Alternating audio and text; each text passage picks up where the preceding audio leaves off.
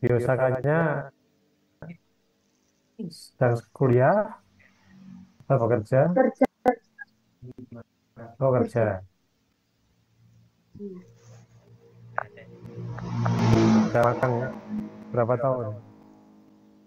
Eh, magangnya 3 tahun tapi baru datang Ustaz. Oh,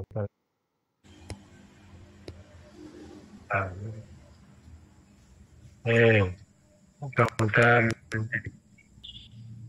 bisa sukses dan tetap dalam ridho Allah. Iya, Ustaz. Amin.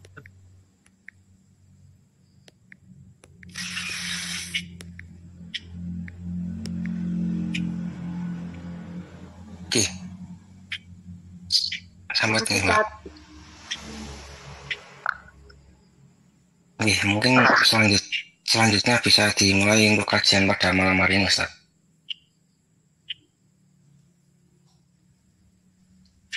Assalamualaikum warahmatullahi wabarakatuh. Waalaikumsalam warahmatullahi wabarakatuh. Alhamdulillah, alhamdulillahirrahmanirrahim. Nahmadu wa nastaghfiruh wa na'udzu billahi min syururi anfusina wa min sayyiati a'malina. May yahdihillahu fala mudilla lahu wa may yudlil fala hadiya lahu. Asyhadu an la ilaha illallah wahdahu la syarika lah wa asyhadu anna Muhammadan abduhu wa rasuluh. Allahumma shalli ala Muhammad wa ala alihi wa ashabihi ajmain. Sahabat-sahabat semua yang dirahmati Allah Ta'ala, alhamdulillahirrahmanirrahim. Pada malam hari ini, atas nikmat dan pertolongan Allah Ta'ala, kita bisa bertemu ya, melalui Zoom meeting ini. Ya. Mudah-mudahan dengan niat kita masing-masing menjadikan sarana yaitu menambah kebaikan dan amal soleh kita masing-masing. Ya. Karena itu mari tidak lupa senantiasa tasfihun niat, meluruskan niat bahwa apa yang kita lakukan semata-mata adalah bagaimana mendapatkan ridho dan hanya karena Allah Ta'ala. Ya.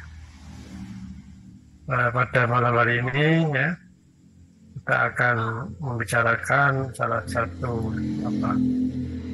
fenomena yang saya rasa kalau di kampus-kampus itu sekarang baru atau di sekolah-sekolah baru ujian tengah semester ya. Ujian tengah semester.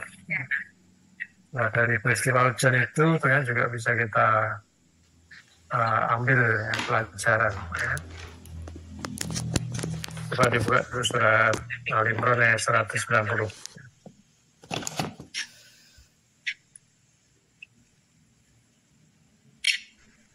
Quran surat Al-Imran nomor surat 3 ayat 190. A'udzu billahi minasyaitonir rajim. Inna fi khalqis samawati wal ardi wa ikhtilafil laili wan nahari la ayatil liulil albab. Artinya, sesungguhnya dalam penciptaan langit dan bumi dan pergantian malam dan siang terdapat tanda-tanda kebesaran Allah bagi orang yang berakal.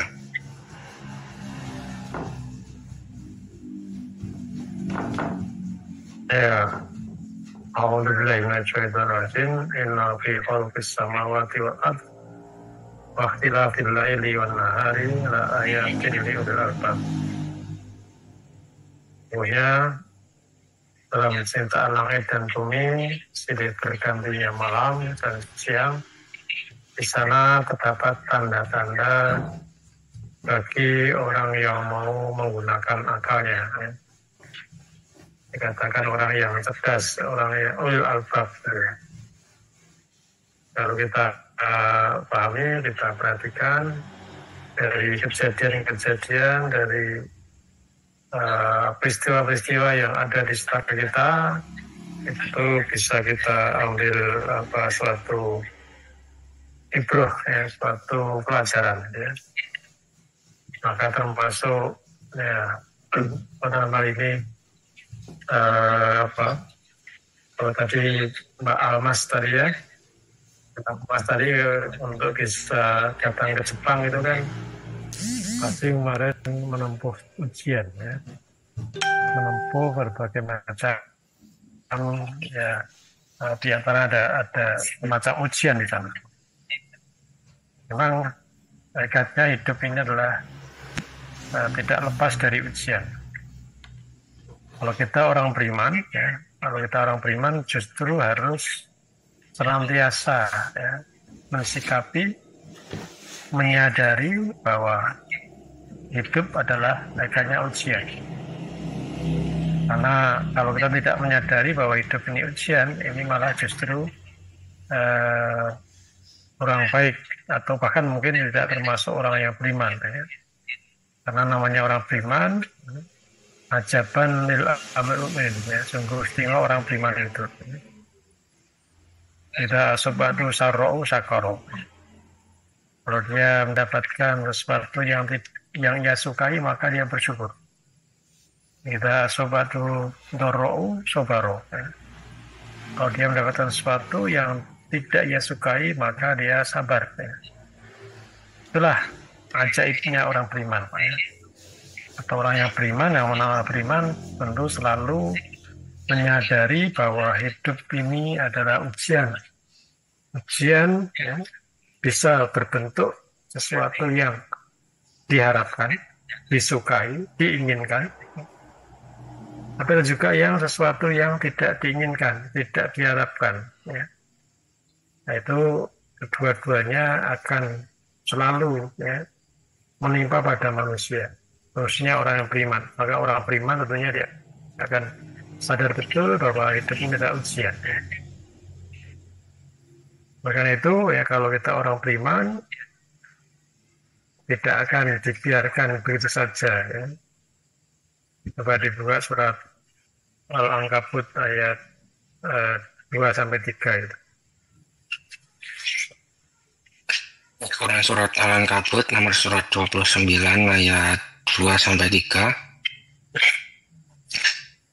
Ahasiban nasu ayyutsraku ayyaqulu amanna wa hum la yuftanun. Walaqad fatanna allazina min qablihim falaya'lamanna Allahu allazina sadaqu wa laya'lamanna al-kadzibin. Artinya, apakah manusia mengira bahwa mereka akan dibiarkan hanya dengan mengatakan kami telah beriman dan mereka tidak diuji? Dan sungguh kami telah menguji orang-orang sebelum mereka, maka Allah pasti mengetahui orang-orang yang benar dan pasti mengetahui orang-orang yang dusta.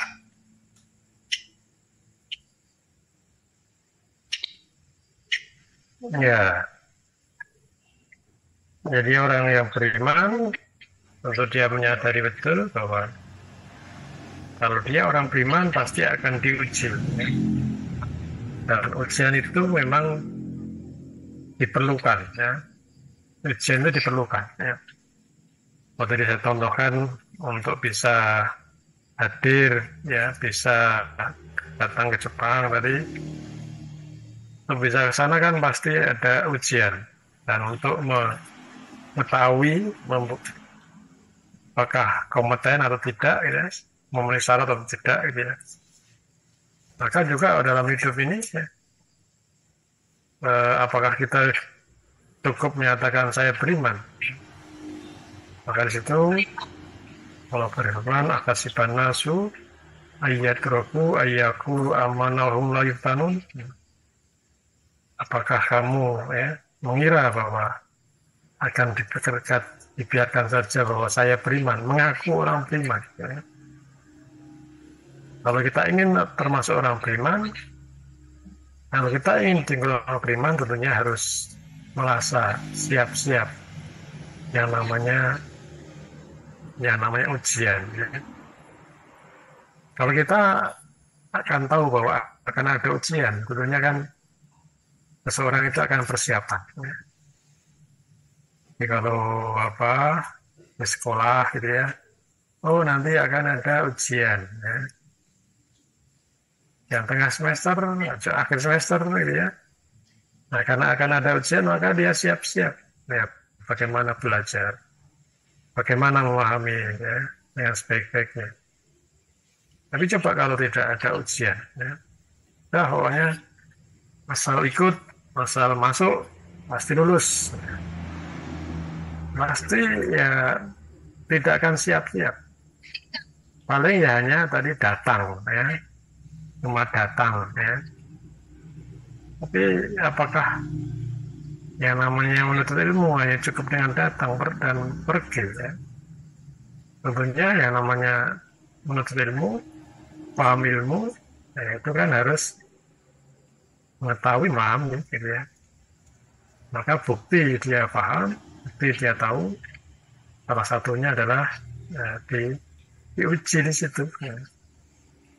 Maka kalau ya, yang bisa datang ke Korea, ke Jepang dan sebagainya, saya yakin kemarin juga melalui seleksi, ya. Seleksi itulah akhirnya ujian di situ, ya, untuk membuktikan, mengetahui apakah memenuhi syarat ke Korea atau tidak, memenuhi syarat ke Jepang atau tidak. Maka itu orang beriman tentunya akan selalu waspada bahwa hidup itu selalu adalah ujian. Untuk apa? Ya. Walaqad fatanna alladzina min qablihim fala ya'lamanna Allahu alladzina shadaku wa la ya'lamal kadhibin. Yang ujian itu untuk mengetahui apakah betul-betul iman ataukah hanya ngaku-ngaku saja. Mengaku saja. Nah, ini juga kita ingin orang beriman, apakah betul-betul jadi orang beriman, ataukah hanya pengakuan saja. Maka di situ harus dibuktikan dalam kehidupan sehari-hari, di mana tadi disebutkan bahwa orang beriman itu kalau dia mendapatkan sesuatu yang dia sukai, dia inginkan, maka dia bersyukur. Apabila mendapatkan sesuatu yang tidak ia sukai, maka dia sabar. Sebelum kita lebih lanjut tentang ujian, di sini ada kenapa hidup itu ujian, dan tadi kaitannya dengan seorang dalam menempuh ujian. Kemarin juga saya ikut seleksi dan sebagainya, itu kan paling tidak ada 4 ya, ada 4 kesamaan. Kalau Anda menempuh ujian, PS dan sebagainya, yang pertama tentunya adalah ada waktunya terbatas. Untuk ikut seleksi pasti waktunya terbatas. Yang kedua, pada ujian juga ada yang mengawasi. Ada yang mengawasi. Dan yang ketiga, peserta harus tunduk patuh dengan yang membuat soal. Ya. Atau kalau bentuknya wawancara, ya peserta harus menjawab sesuai dengan yang menanyakan, yang wawancara itu. Kemudian yang keempat, nah nanti akan mendapatkan hasil. Ya. Setelah ujian selesai, maka pasti ada pengumuman ya, tentang hasilnya seperti apa. Nah itu ada 4 kesamaan ya, hidup ini dengan tadi peristiwa ujian ya, dan hidup ini akhirnya adalah ujian. Oke, mari kita cermati satu persatu. Yang pertama adalah ujian, baik ujian hidup maupun juga ujian kompetensi dan sebagainya, itu waktunya terbatas. Kalau ujian yang saudara tempuh, mungkin 1,5 jam atau 2 jam gitu ya.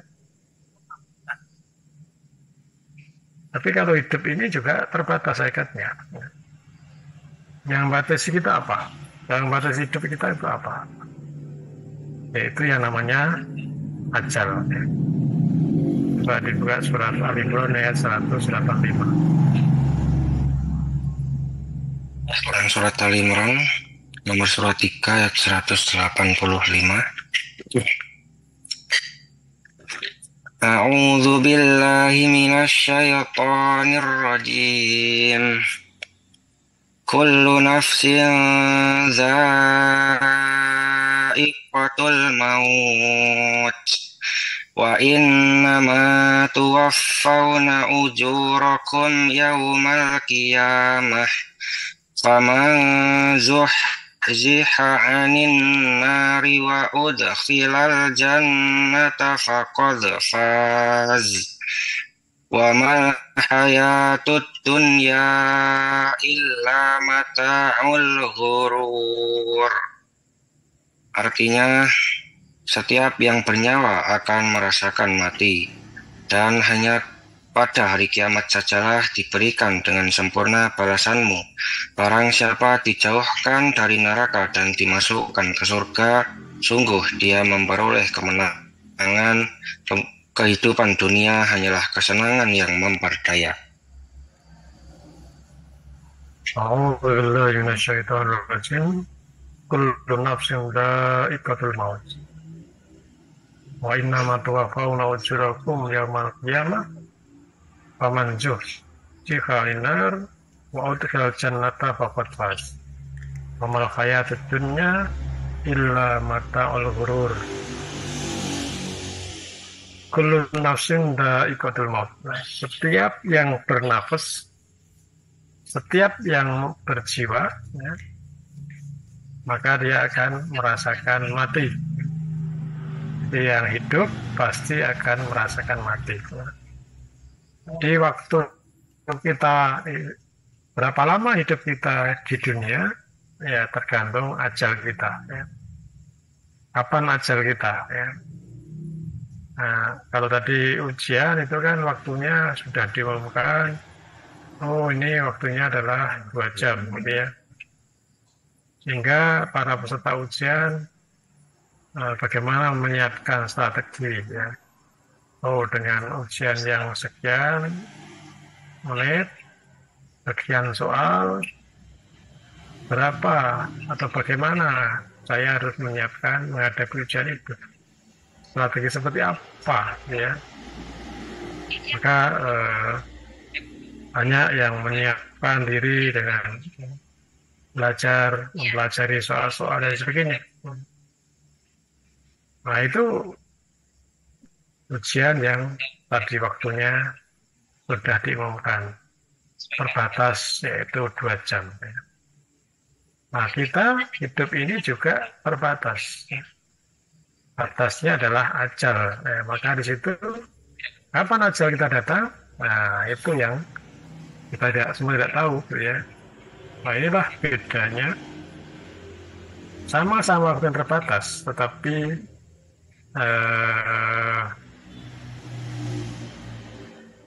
untuk dunia, ya, terbatasnya berapa? Nah, masing-masing berbeda-beda. Masing-masing tergantung ajalnya. Maka di sini karena batas waktu adalah ajal, maka ini perlu strategi yang lebih ekstra, ya. Perlu persiapan yang lebih baik, lebih hati-hati, ya. Karena apa? Karena tadi, waktunya nanti sampai ajal. Nah, ajal kita berapa? Jatah kita berapa? Umur kita berapa tahun? Akan diberi oleh Allah berapa tahun? Masing-masing sudah dijatah, tetapi tidak tahu, ya. Nah, oleh karena itu ini pentingnya kita untuk bagaimana mensikapi dengan batas waktu yang ada ini. Maka dalam satu makalah gitu ya, hiduplah, bekerjalah eh, bekerjalah seolah besok akan hidup selamanya. Ya. Tapi beramalah seolah kamu mati. Ya. Alias apa? Kalau dalam hal beramal itu tidak boleh ditunda. Karena apa? Kita akan mati. Dan kalau dunia bekerja, ya, selama kita masih hidup maka kita bisa bekerja. Tapi kalau kita melaksanakan kemudian kita mati, nah itu kan celaka di situ. Makanya lah dengan batas waktu yang berupa ajal ini tentunya menjadi perhatian, menjadi pelajaran, harus menjadi kewaspadaan yang lebih tinggi daripada tadi kalau ujiannya hanya 2 jam dan sebagainya. Dalam Imran tadi ya dilanjutkan bahwa dan hanya pada hari kiamat sajalah diberikan dengan sempurna. Wa innama tuwaffawna ujurakum yaumal qiyamah. Allah akan memberikan balasan kepada kita, balasan yang sempurna di akhirat nanti. Faman zuhziha 'anil nar wa udkhilal jannata faqad faz. Karena siapa yang dijauhkan dari neraka dan dimasukkan ke surga, itulah kemenangan yang besar. Wa mal hayatud dunya illa mata'ul ghurur. Ingatlah bahwa kehidupan dunia adalah kehidupan yang kesenangan yang memperdaya. Jadi gemerlapnya dunia ini akan bisa membuat kita terpedaya, kecuali orang-orang yang betul-betul yakin lidahnya lurus bahwa semua adalah dari Allah dan sudah sepantasnya kita gunakan, kita manfaatkan hanya karena Allah. Dalam ayat yang lain itu juga serupa ya, jadi baik surat Al-Anbiya maupun juga Al-Ankabut itu juga isinya bahwa setiap yang berjiwa akan mati ya. Kullu nafsin dha'iqatul maut ya. Nah, itu yang pertama ya. Jadi ujian tadi waktunya terbatas, di dunia pun hidup ini pun juga waktunya terbatas. Kemudian yang kedua, dalam ujian itu ada pengawasnya. Siapa yang mengawasi? Nah, kalau kemarin sahabat sekalian yang menempuh ujian pasti juga ada yang mengawasi biasanya kan. Nah, hidup ini juga ada yang mengawasi. Siapa yang mengawasi? Coba dibuka surat Al-Infitor ayat 10 sampai 12. Quran surat Al-Infitor surat nomor 82 ayat 10 sampai 12. Wa inna 'alaikum lahafizin kiraman katibin ya'lamuna ma taf'alun. Artinya, dan sesungguhnya bagi kamu ada malaikat-malaikat yang mengawasi pekerjaanmu, yang mulia di sisi Allah dan yang mencatat perbuatanmu. Mereka mengetahui apa yang kamu kerjakan. Ya, pengawas pertama adalah jelas malaikat. Ya.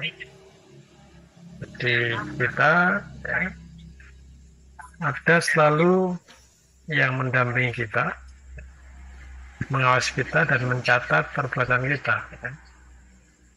Wa inna 'alaikum lahafizin. Sesungguhnya pada kamu ada malaikat-malaikat yang mengawasi dan tentunya mencatat, ya, merekam apa yang kita perbuat. Kiraman katibin. Ya alamu nama taf'alun. Yang mulia di sisi Allah yang mencatat perbuatan. Ya. Itu tugas malaikat untuk mendampingi kita, mengawasi kita. mencatat segala perbuatan kita, merekam segala yang kita lakukan, dan mengetahui apa yang kita kerjakan. Maka setiap perbuatan, aktivitas yang kita lakukan itu diketahui oleh malaikat, ya, karena malaikat selalu mendampingi kita, menyertai kita. Ya. Maka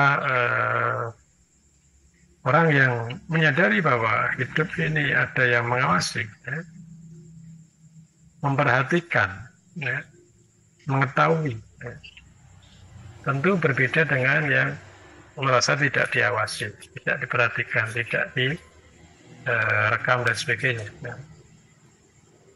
Orang yang menyadari bahwa ada yang mengetahui, gitu ya, tentu tidak akan mudah-mudah untuk melakukan perbuatan kemaksiatan, melakukan pelanggaran-pelanggaran.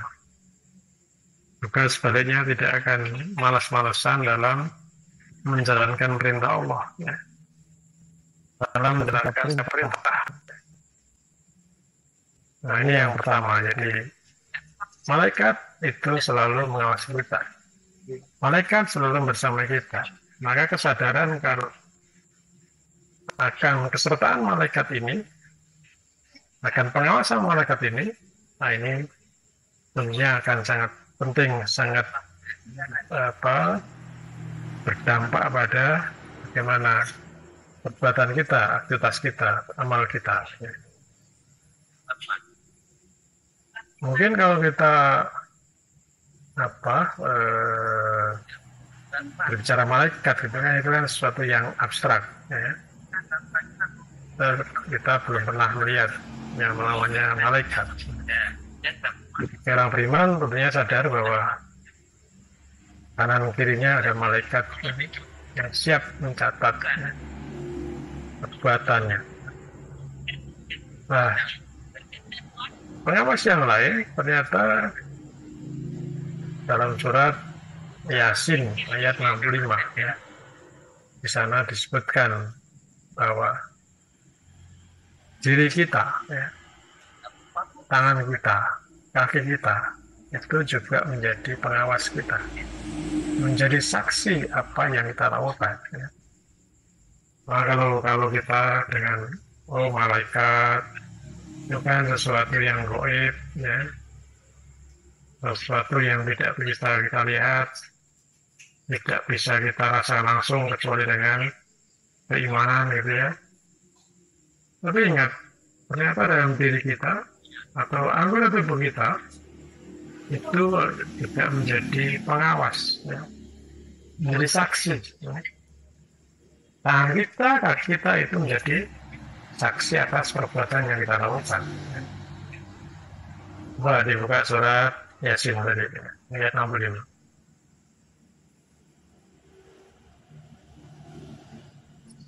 Quran surat Yasin, surat nomor 36, ayat 65. A'udzu billahi minasyaitonir rajim. Al-yawma nakhtimu ala afwahihim wa tukallimuna aydihim wa tashhadu arjuluhum bima kanu yaksibun. Artinya, pada hari ini kami tutup mulut mereka, tangan mereka akan berkata kepada kami, dan kaki mereka akan memberi kesaksian terhadap apa yang dahulu mereka kerjakan. Ya.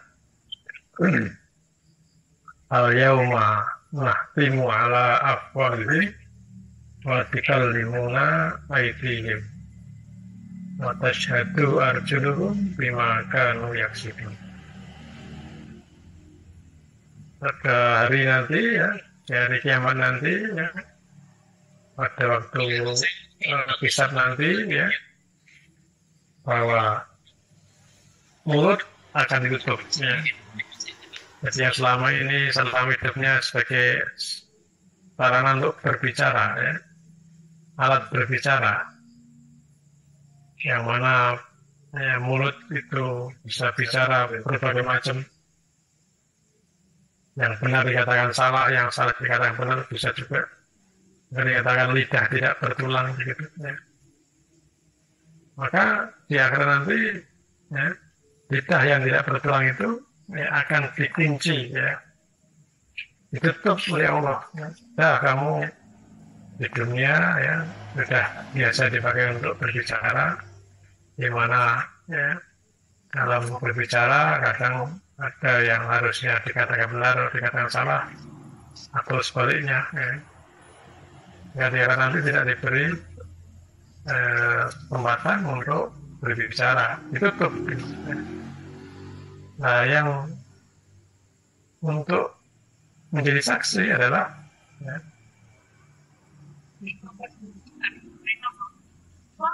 tangan mereka ya. Waktu kalimuna aitihim. Maka syahdu arjuluhum. Tangan mereka akan berkata, kemudian kaki mereka jadi saksi.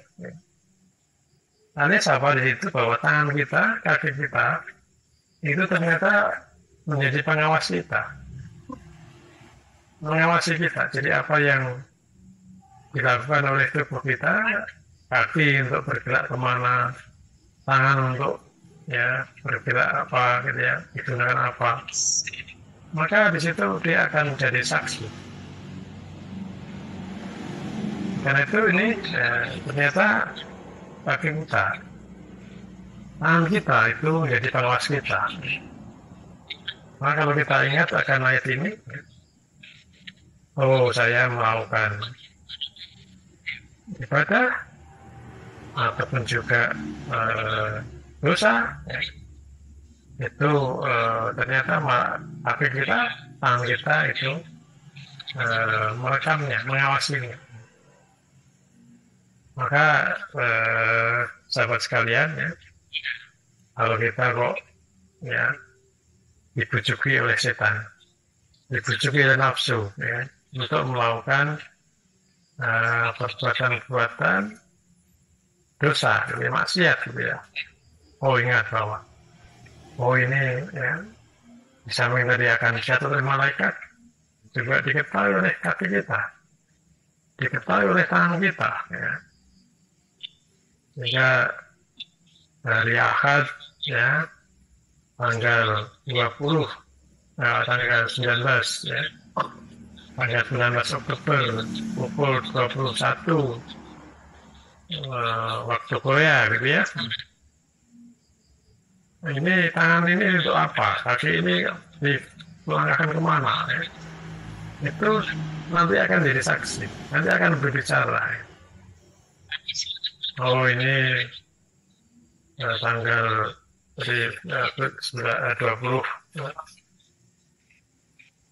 tanggal 19 Oktober ya. Oh tangan saya menyaksikan bahwa tubuh ini digunakan untuk ngaji gitu ya. Nah itu akan menjadi saksi. Maka sekali lagi ini tubuh kita, tangan kita ternyata menjadi pengawas terhadap apa yang kita lakukan.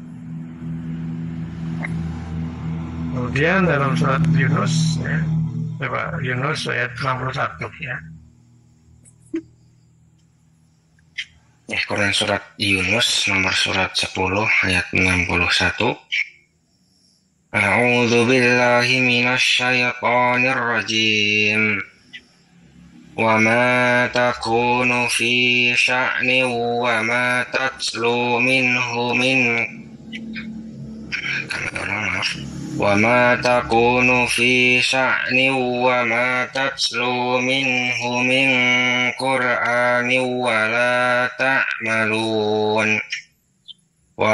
تعملون من عمل إلا كنا عليكم شهودا إذ تفيضون فيه وما يعزب عن ربك من مثقال ذرة في الأرض fil ardi wala fis samai wala asghara min zalika wala akbara illa fi kitabim mubin. Artinya, dan tidaklah engkau Muhammad berada dalam suatu urusan dan tidak membaca suatu ayat Al-Quran, serta tidak pula kamu melakukan suatu pekerjaan, melainkan kami menjadi saksi atasmu ketika kamu melakukannya. Tidak lengah sedikit pun dari pengetahuan Tuhanmu, biarpun sebesar yarah, baik di bumi maupun di langit. Tidak ada sesuatu yang lebih kecil dan yang lebih besar daripada itu, melainkan semua tercatat dalam kitab yang nyata, yakni Lauh Mahfuz. Ya, siapa saksi di situ ya? Yaitu adalah Allah ya. Wa ma takunu fi sya'ni wa ma tatlu minhu min Qur'anin wa la ta'maluna min amalin illa kunna alaikum syuhuda. Tidaklah engkau berada dalam satu urusan dan tidak membaca suatu kitab,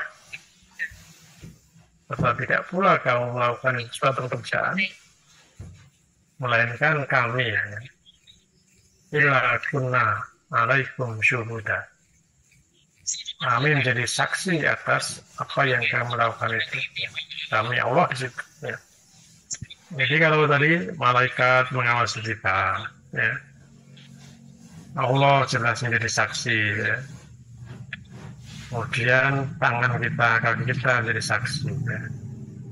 Maka kalau kita menyadari bahwa hidup ini ada yang mengawasi, ya, tentunya kita akan bagaimana lebih hati-hati ya. Kalau ibaratnya ya di satu swalayan di situ ada CCTV. Kalau seorang menyadari bahwa di situ ada CCTV, tentu dia tidak ya sebebas kalau tidak ada CCTV. Maka orang yang menyadari bahwa di situ ada CCTV dengan yang tidak menyadari bahwa di situ ada CCTV tentunya berbeda. Di dalam satu toko di situ ada CCTV, ada orang yang sadar bahwa itu ada CCTV, maka dia tidak akan dengan seenaknya berbuat apalagi melakukan pencurian. Ini bagi yang tidak menyadari bahwa di situ ada CCTV, ya, mungkin akan bertingkah laku ya seenaknya, bertingkah laku sesuka hatinya, dan bahkan mungkin yang merasa tidak ada yang mengawasi, ada yang mengetahui gitu ya, maka dia mungkin melakukan kecurangan. Ya sekali mungkin harusnya tidak boleh dicicipi, mungkin dicicipi misalnya, atau ya mencuri barang, ini bisa diselipkan gitu ya, kantongi dan sebagainya. Ini akibat karena tidak merasa di situ ada CCTV ya. Maka ini kesadaran bahwa hidup ini ada yang mengawasi, nah ini sangat penting sekali.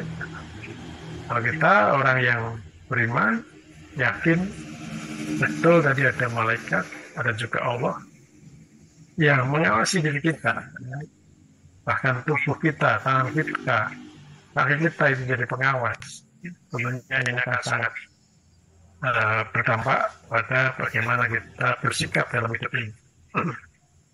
Nah kalau peserta ujian, ya, merasa tidak ada yang mengawasi, mungkin akan berbuat curang. Pengawasan nggak ada, saya nyontek gitu ya. Jadi kalau pas ada pengawas, wah nggak berani. Ya. Nanti akan didiskualifikasi dan sebagainya. Baik, juga dalam hidup ini kalau kita menyadari bahwa ada pengawas, tentunya kita akan lebih hati-hati, ya, berbuat sesuai dengan apa yang Allah dan Rasul tuntunkan di situ. Nah, pengawasan Allah sangat istimewa, ya, termasuk dia Allah Maha dekat, lebih dekat daripada urat dari kita. Allah mengetahui pembicaraan rahasia. Ya. Kalau itu ada dua orang yang ketiganya adalah Allah, kalau ada tiga orang maka yang keempatnya Allah dan seterusnya. Dimanapun kita berada, kapanpun kita, itu Allah selalu bersama kita, mengawasi kita. Allah dekat dengan kita. Ya, maka ini kesadaran bahwa hidup kita yang mengawasi ini sangat penting. Kemudian yang ketiga, persamaan yang ketiga bahwa ujian, peserta ujian itu harus tunduk patuh dengan pembuat soal. Jadi kalau saudara semua kemarin yang ikut seleksi gitu kan, seleksi mungkin wawancara atau tertulis, maka kalau jawabnya tidak sesuai dengan yang soal yang dibuat oleh muji, ya tentunya pasti nggak lulus nanti. Ya. Maka di sini si pembuat soal sebagai peserta harus ikut si pembuat soal. Ya. Hidup ini ya, kita adalah kita Allah, maka kita pun juga harus tunduk patuh pada aturan-aturan yang Allah berikan. Allah memberikan rambu-rambu, ya. Bagaimana dalam Al-Baqarah ayat 256 itu ya. La ikrah fiddin qad tabayyana rusydu minal ghayy. Wa may yakfur bittaghut wa yu'min billah faqad istamsaka bil urwatil wuthqa la infisama laha. Surah Al-Baqarah ayat 256. Quran surat Al-Baqarah surat nomor 2 ayat 256. A'udzu billahi minasyaitonir rajim. La ikraha fiddin. Qad tabayyana ar-rusydu minal ghayy. Wa may yakfur bit-taghuti wa yu'min billahi faqad istamsaka bil urwatil wuthqa lan fisama laha wallahu sami'un alim. Artinya, tidak ada paksaan dalam menganut agama Islam. Sesungguhnya telah jelas perbedaan antara jalan yang benar dengan jalan yang sesat. Barang siapa ingkar kepada tauhid dan beriman kepada Allah, maka sungguh dia telah berpegang teguh pada tali yang sangat kuat yang tidak akan putus. Allah Maha mendengar, Maha mengetahui.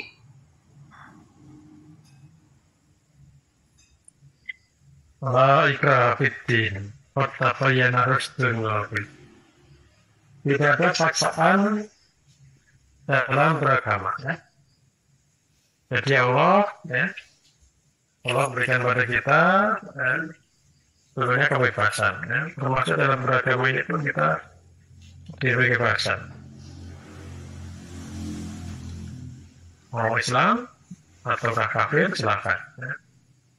Dalam surat Al-Kahfi pun kan juga disebutkan mau beriman atau kafir juga silakan. Kalau saya apalagi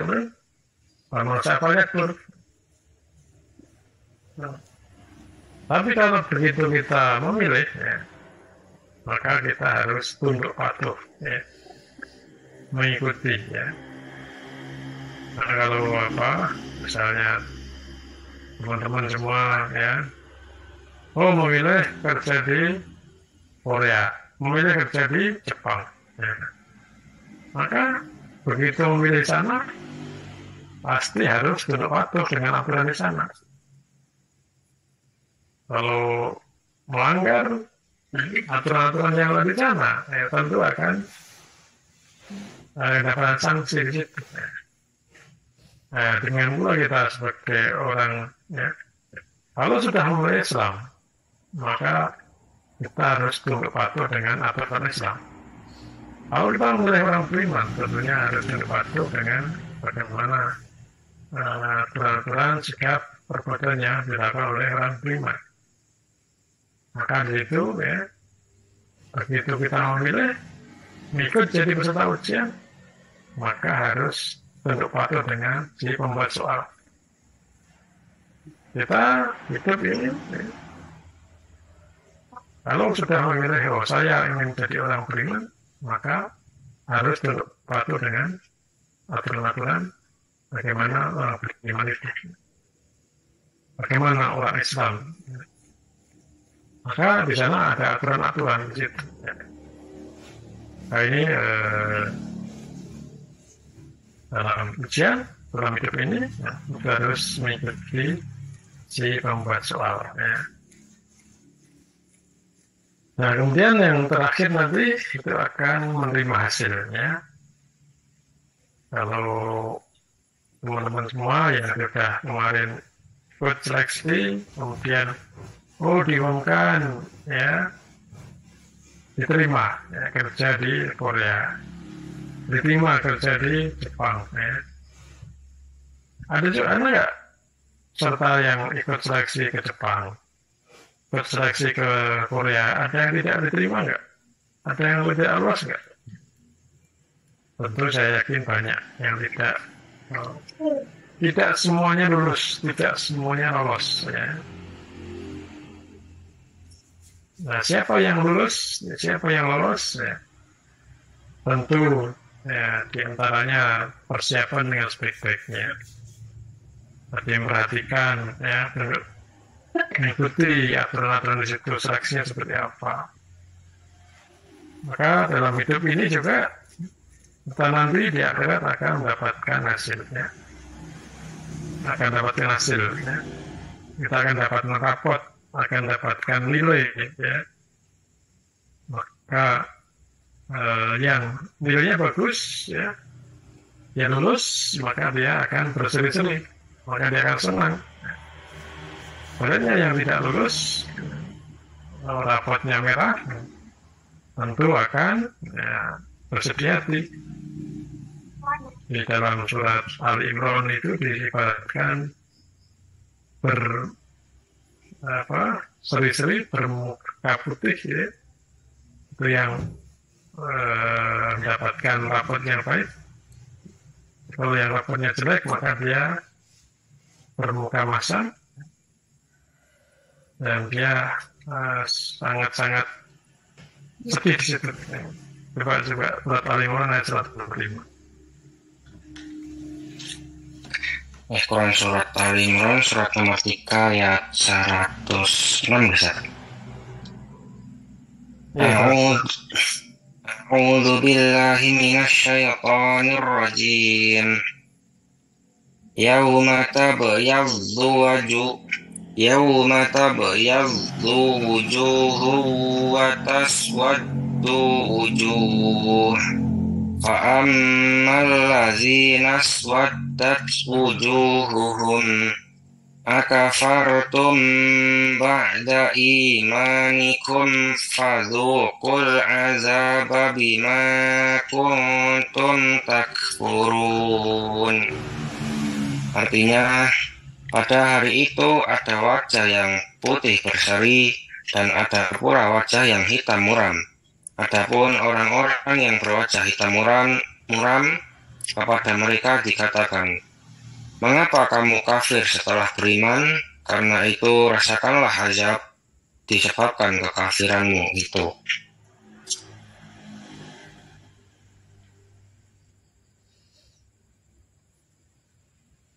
Ya, yauma tabyaddu wujuh wa taswaddu wujuh. Pada hari di situ, ya, tabyaddu wujuh. Ada wajah yang berseri-seri. Wa taswaddu wujuh. Ada juga wajah yang hitam muram. Ya. Wajah berseri-seri, sumringah, ya. Senang, gitu ya. Nah, karena apa? Ya karena mendapatkan hasil sebagaimana yang diinginkan. Ya. Namanya ikut ujian kan pengennya lulus. Ya. Kalau ikut seleksi tentunya harapannya adalah lolos. Ya. Nah, yang lulus tentunya ya berseri-seri, senang di situ. Ya. Ada juga yang batas setuju. Setelah wajahnya kita muram, sedih, waduh sudah sekian lama apalagi ikut ujian, seleksi berkali-kali kok ya. Menyatakan saya terakhir ini ya. Kok juga nggak lolos gitu ya. Tentunya ya bermuram di situ. Nah nanti apalagi di akhirat nanti ya. Nah di situ ya wa amal ladzina waswaddat wujuhum. Adapun orang yang berwajah hitam muram, kepada mereka dikatakan akafartum ba'da imanikum fadzuqul adzaba bima kuntum takfurun. Kenapa kamu kafir setelah beriman? Karena itulah rasakanlah azab disebabkan karena kekafiran. Jadi dalam hidupnya ya harusnya beriman, katanya mulai beriman, tapi malah jadi orang kafir. Maka penghidupannya ya, dihadapkannya pada siksa. Ya. Maka nanti begitu nyawa ditenggorokan, begitu aja datang, ya, orang itu yang tidak menyiapkan amal soleh pasti juga akan menyesal. Ya. Begitu nyawa ditenggorokan, aja datang, mohon dikembalikan kepada Allah untuk kembali ke dunia. Bagaimana surat Al-Mu'minun ayat 19 dan 100 ya.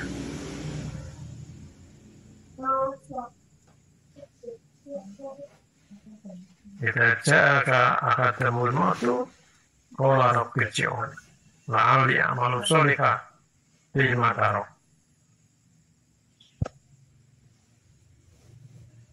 Silakan Mas, surat Al-Mu'minun ayat 19 dan 100.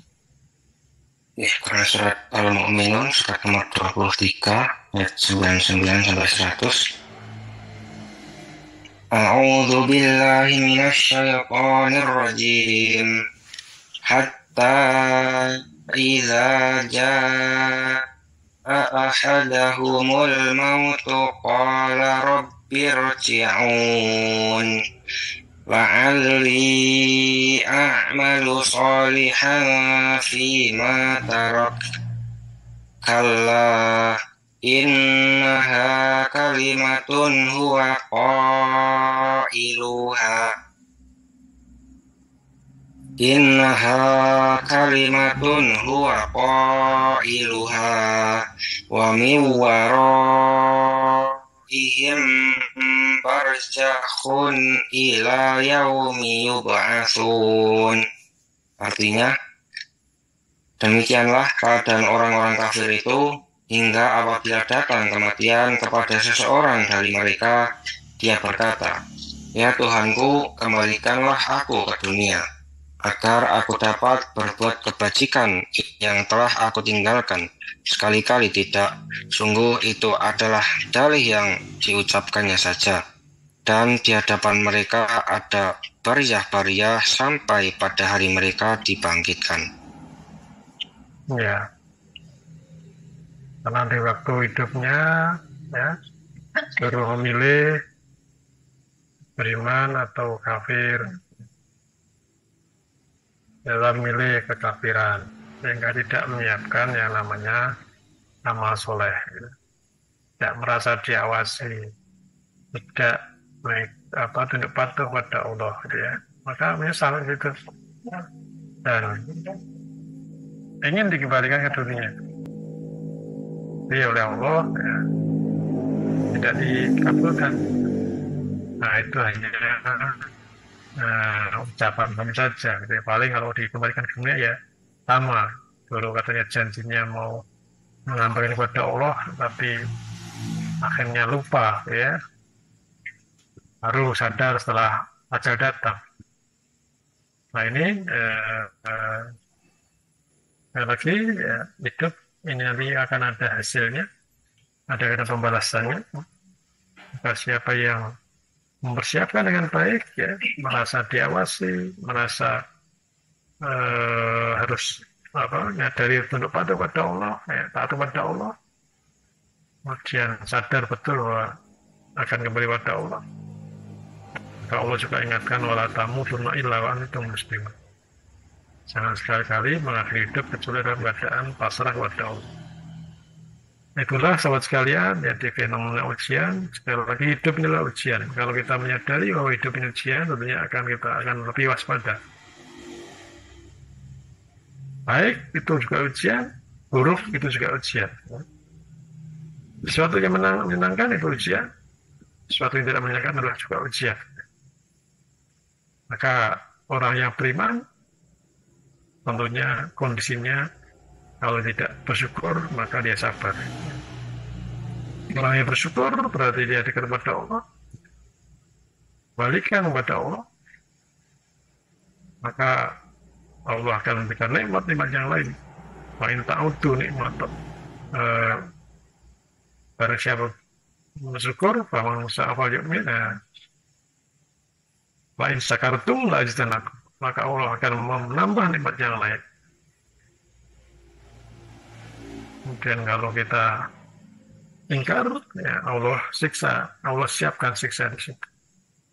Maka dengan menyadari bahwa hidup inilah sekali adalah ujian, tentunya kita akan lebih hati-hati, waspada, dan sebenarnya bagaimana apa-apa yang kita lakukan tentunya agar hasil kita nanti adalah terbaik, mendapatkan hasil terbaik. Untuk bisa mendapatkan hasil terbaik tentunya akan selalu menggunakan waktu sebaik-baiknya. Sadar betul bahwa diawasi, ya, dibersamai oleh Allah, malaikat, bahkan diri kita. Kemudian tentunya menjalankan bagaimana perintah-perintah Allah semaksimalnya, menjalankan Allah semaksimalnya. Ya, demikian sahabat sekalian, ya, dari fenomena ujian, sekali lagi mari kita menyadari, ya, hidup inilah ujian. Kalau kita sikapi sebagai ujian, tentunya kita akan selalu siap-siap dan waspada di situ. Kalau tidak menyadari bahwa hidup ini ujian, cenderung kita akan semaunya, seenaknya, sesuai hawa nafsu kita. Demikian, terima kasih. Waktu saya kembalikan. Ya, terima kasih Ustaz Tamil-Husni. Dan untuk selanjutnya, silahkan bagi teman-teman yang ingin bertanya langsung kepada Ustaz, baik di dalam tema maupun di luar tema, silahkan. Untuk yang menyimak lewat Facebook atau YouTube, bisa ditulis di komentar bila ada yang ditanyakan.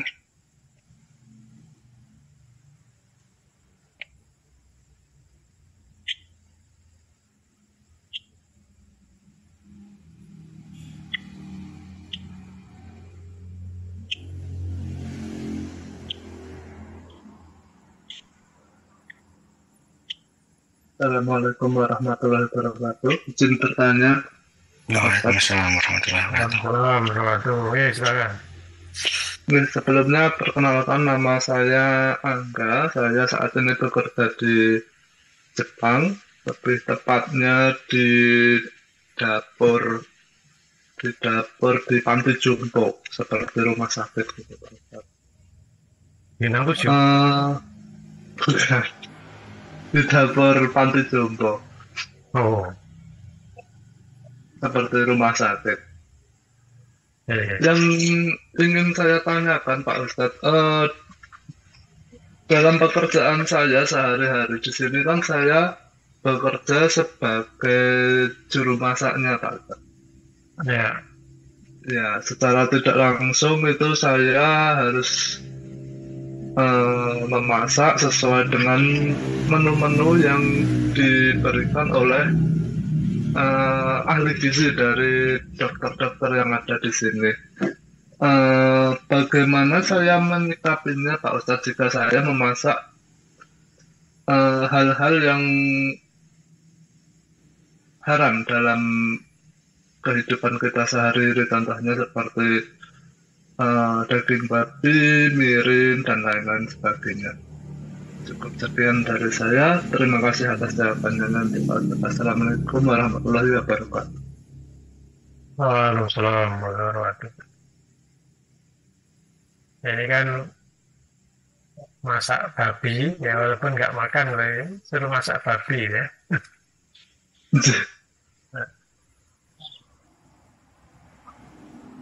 Jadi kan memang babi itu haram zatnya ya, haram dimakan gitu ya. Tapi kalau kita tolong menolong dalam seperti itu, ya, bantu-bantu dalam seperti itu, kira-kira gimana gitu ya? Kalau contoh yang lain adalah kalau khomer gitu ya. Khomer itu kan ada berapa itu? 10 atau 7 gitu ya, yang dilaknat. Yang menyajikan termasuk ya. Nah ini kalau daging babi ikut menyajikan, memasak dan sebagainya. Nah, ini gimana gitu ya? Memang harus secara zat sekali lagi ya kita tidak ya, memakannya gitu. Cuma kalau ini masakan orang lain ya, untuk orang lain bagaimana gitu. Nah ini ya paling kecil adalah subhat gitu ya, subhat gitu ya. Sehingga kalau bisa dihindari lebih baik ya. Kalau bisa dihindari lebih baik di biasanya juru masak kan tidak hanya satu ya. Nah kalau masak kalau bisa dibagi tugas itu kan, oh ini yang masak babi kamu aja gitu ya, saya yang masak non babi gitu. Kalau itu bisa tentunya lebih baik. Tapi ini yang lagi di situ ya paling rendah adalah subhat ya. Subhat jelas kalau itu halal gitu ya, atau pekerjaan itu halal baik tentunya. Oh ini masuk orang mangan tapi nyape gitu ya, memasakkan, membantu menyiapkan yang haram di situ ya. Jadi maka jatuhnya paling tidak subhat ya. Orang yang beriman tentunya kalau bisa menghindari yang subhat ya. Nah, tadi pertama semaksimalnya kalau bisa ya bagi tugas itu yang tapi kamu aja, saya tidak yang non babi. Kalau bisa seperti itu ya baik ya. Atau kalau tidak bisa seperti itu, kalau bisa cari pekerjaan lain ya, lokasi lain yang katakanlah tidak subhat, akan lebih baik situ. Maka ini pilihan tadi. Maka ini semaksimalnya ya, semaksimalnya. Nah, lagi walaupun bukan makanan ya apapun tidak kita makan, tapi kalau di situ ada unsur bantu-bantu dalam menyiapkan yang haram, gitu ya. Lalu ya paling tidak subhat. Ya. Subhat maka sebaiknya dihindari. Begitu Mas Angga, ya.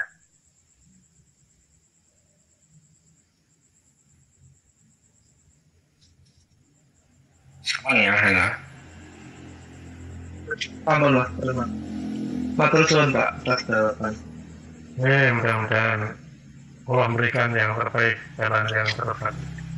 Insya Allah kalau kita paling jangan sampai tawakal Allah. Kalau kita mohon kepada Allah, ya, insya Allah akan diberikan yang terbaik. Mungkin ada satu lagi yang ingin bertanya, silahkan. Bisa diaktifkan mikrofonnya.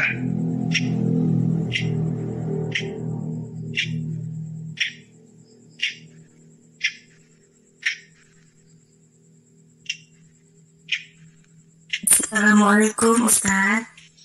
Waalaikumsalam warahmatullahi Salam, wabarakatuh. oke, oke, Nino. Oh, iya, mau izin bertanya. Kadang-kadang kita merasa galau gitu kalau ingat nanti bagaimana nasib kita di akhirat nanti gitu.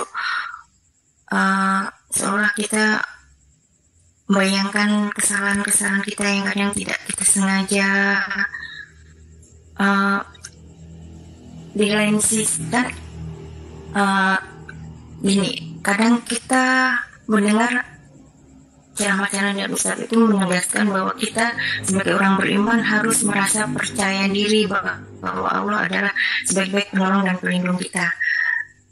Selama kita masih dalam keadaan iman, kita harus yakin bahwa kita di jalan yang benar dan kita pasti akan selamat dan Allah pasti akan mengampuni dan memberikan keselamatan buat di yaumul akhir nanti gitu. Jadi kita harus merasa percaya diri. Tapi di sisi lain kita juga pernah mendengar bahwa Allah itu seperti perasaan hambanya, prasangkaan hambanya gitu. Kalau kita merasa yakin bahwa kita akan selamat, insya Allah akan berselamat. Kalau kita khawatir bahwa kita tidak selamat, mungkin kita tidak selamat. Tapi di sisi lain juga ada hadis yang menyatakan bahwa kita tidak boleh merasa bahwa kita merasa aman di dunia ini. Kita merasa aman, kita nggak boleh punya perasaan bahwa kita ini akan selalu aman. Justru kita harus merasa kita ini di mana-mana kita harus berprasangka bahwa kita ini tidak aman, bahwa akan ada sewaktu-waktu musibah itu menimpa kita gitu. Jadi kontroversi ini seolah-olah bertentangan gitu. Jadi bagaimana sebaiknya sikap kita, Ustadz? Mohon tausiahnya. Allah tergantung pada persangkaan hambanya. Jadi ini persangkaan kepada Allah tentunya ya. Jadi persangkaan hamba kepada Allah seperti apa? Kalau kita merasa dekat, bahwa Allah itu dekat, ya Allah dekat. Nah, kalau kita merasa jauh, ya Allah juga jauh. Kalau tadi khawatir, itu bukan persangkaan itu.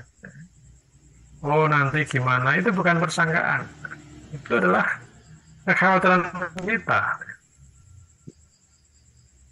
Bahwa, oh nanti kalau saya merasa nanti aman, maka aman. Kalau merasa khawatir, maka khawatir itu bukan persangkaan pada Allah. Itu adalah perasaan kita. Jadi harus dibedakan perasaan dengan persangkaan pada Allah. Jangan yang campur aduk tadi. Maka dalam hal katakanlah dosa gitu ya. Kalau kita ingat dosa, maka Allah ingat. Allah itu Maha Pengampun. Maka dekatlah kepada Allah, taubatlah kepada Allah. Selama kita masih diberi umur, selama masih hidup, Allah masih memberi kesempatan bagi kita untuk taubat. Maka kalau kita menyadari bahwa kita punya kesalahan, ya taubat kepada Allah, mohon ampun kepada Allah.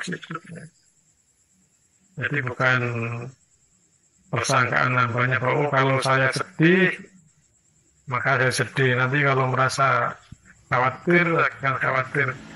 Itu bukan tadi yang dimaksud persangkaan di situ.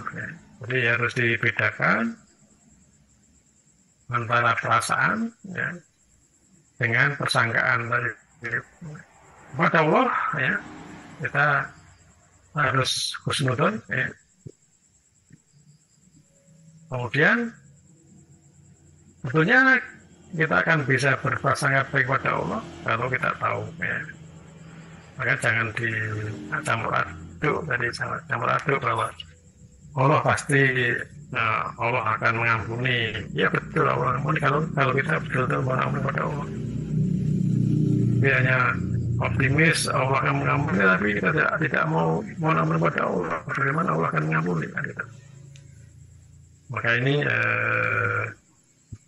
menurut saya harus dibedakan tadi persangkaan kepada Allah dengan perasaan kita ya. orang yang beriman itu dikatakan rojak dan khauf, ya. Rojak dan harap-harap cemas, ya. Harap-harap cemas. Harap-harap cemas, kenapa? Mengharapkan Allah, jelas Allah Maha Pengampun, ya. Allah Maha Sayang. Maka selama masih hidup, ya, kalau kita mau bertobat, kalau kita mau dekat, Allah kasih sayangnya melebihi dari azabnya. Ya. Kemudian hope, ya. Khawatir, apakah betul yang kita lakukan selama ini betul karena Allah, gitu ya? Apakah betul yang kita amal ini adalah terima oleh Allah? Maka orang yang ya selalu ya waspada tadi, katakanlah cemas tadi, gitu ya, tentunya akan berupaya untuk bagaimana memperbaiki dan itu supaya diterima oleh Allah. Maka kan syarat amal soleh itu kan ikhlas, ya. Dan ittiba Rasulullah. Ikhlas itu apa? Ikhlas tentunya adalah segala sesuatunya dilaksanakan karena Allah dan ingin mendapatkan ridhonya Allah. Maka tadi kalau kita melakukan amal misalnya, betulkah amal kita itu diterima oleh Allah? Kan itu sebagai wujud harap cemas tadi. Ya.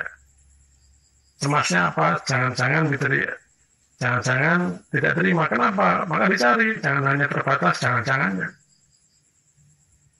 Kalau sudah dilakukan betul-betul ikhlas, ya sudah yakin. Nah, jangan-jangan tadi maka akan menentukan diri kita.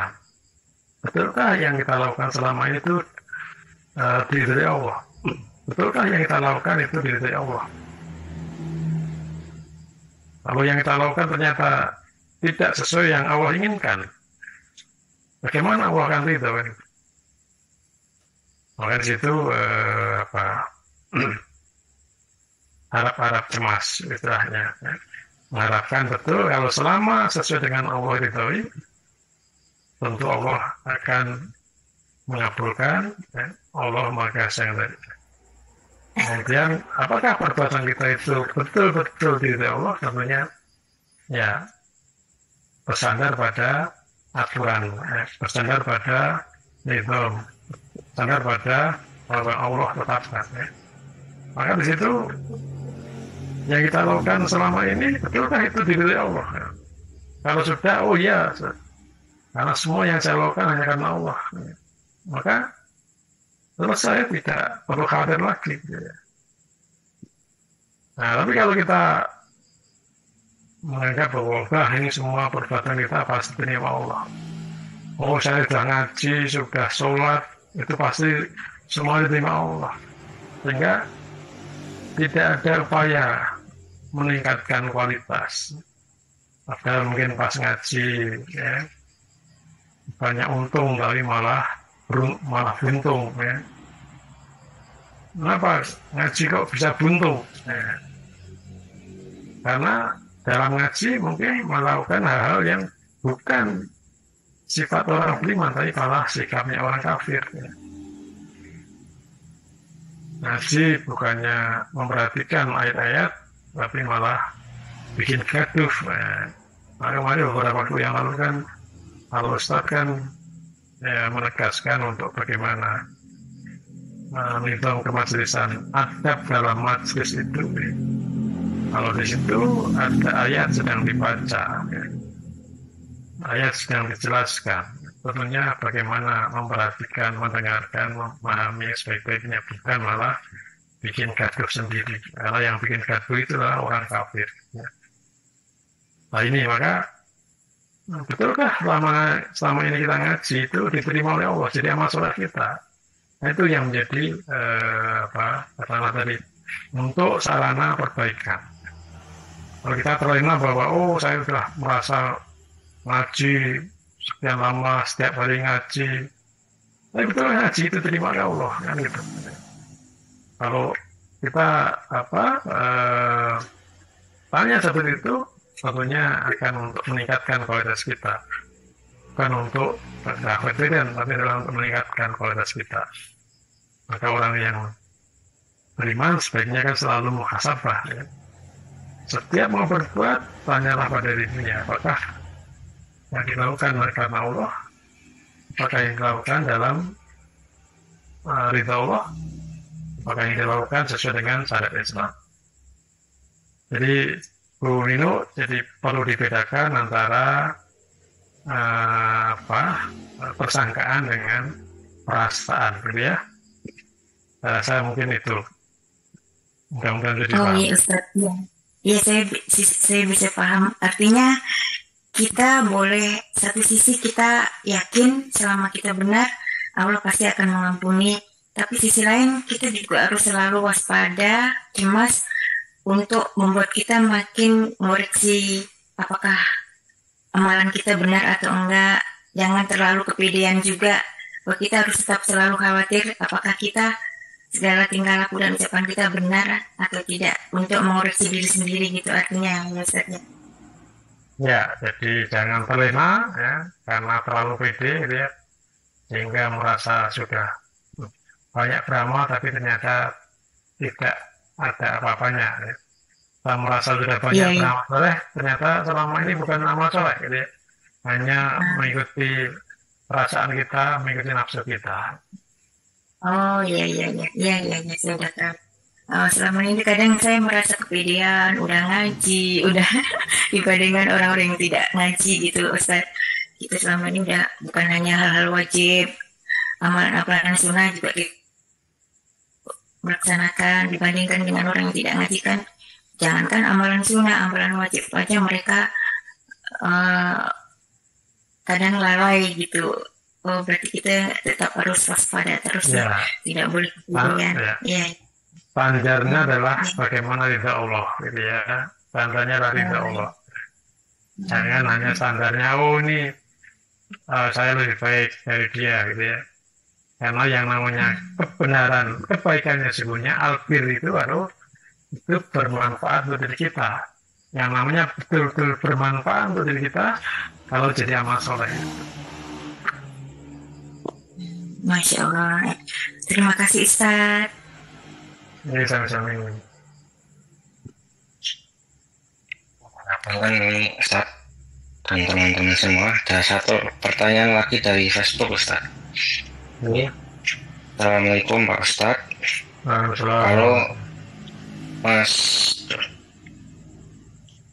Kalau masukin rumah baru, adakah tuntunannya makan-makan atau syukuran karena adat masyarakat Sulawesi? Dan jika masak-masak atau syukuran adakah larangannya? Mohon tausiahnya. Assalamualaikum, makasih penjelasannya. Ya, prinsip mengundang makan orang itu tidak ada larangan. Ya. Bahkan Rasulullah juga pernah mengundang ya, tangganya, saudaranya untuk makan, datang ke rumahnya untuk diajak makan gitu ya. Maka yang lebih penting tadi wujud syukur tadi, jangan ada keyakinan bahwa kalau mau memakai rumah yang baru ya itu harus istilahnya selamatan. Di situ ada ritual-ritual gitu ya. Kalau nggak di ritual seperti itu nanti rumahnya nggak baik dan sebagainya. Ya. Maka ini dilihat dulu motivasi dari melakukan itu apa. Ya. Kalau dalam rangka bersyukur, ya, saya diberi Allah nikmat berupa bisa bikin rumah gitu ya. Maka sebagai wujud syukurnya saya bersedekah, ya. Ngajak tetangga makan di situ, ya udah, ngajak makan di situ. Jangan ada ritual-ritual khusus. Ya. Kalau ritual-ritual khusus, khususnya orang Jawa itu kan ada serup-serupan. Kalau nggak diserup-serupin, rumahnya gimana ya.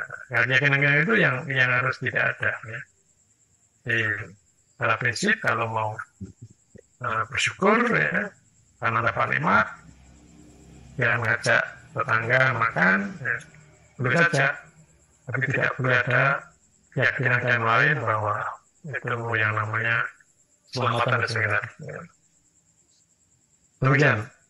Jadi itu masalah dunia ya. Selama tidak ada keyakinan atau meyakini bahwa ada tuntunan seperti itu ya, maka tidak masalah. Tapi kalau ada keyakinan khusus bahwa dengan seperti itu akan selamat ya, atau mencari keselamatan, baik itu yang tidak boleh. Demikian mudah-mudahan bisa dipahami. Oke, terima kasih Ustaz. Ya, mungkin terakhir sebelum diakhiri izin menyampaikan daftar hadir yang mengikuti kajian pada malam hari ini Ustaz. Ini dari Zoom ada 29 akun yang bergabung, dari YouTube ada 5, dari Facebook ada 6, total yang bergabung pada kajian malam hari ini ada 40 Ustaz. Ya, tadi di awal lupa belum disampaikan ada yang sakit Ustaz, 3, yakni istri Mas Angga sakit asam lambung, sekarang sedang di puskesmas. Kemudian Mas Yusuf flu, kemudian adik saya yang laki-laki sakit gigi Ustaz. Ya, mungkin selanjutnya bisa diakhiri Ustaz. Ya, yang sakit-sakit kita doakan dulu ya, bahwa Mas Yusuf. Mudah-mudahan yang sakit-sakit segera sehat walafiat ya, sembuh sehat walafiat ya, dan menjadi kafaroh. Baik, saya rasa cukup untuk malam hari ini. Mari kita akhiri. Assalamualaikum warahmatullahi wabarakatuh. Waalaikumsalam warahmatullahi wabarakatuh. Terima kasih kepada Ustaz Tamir Husni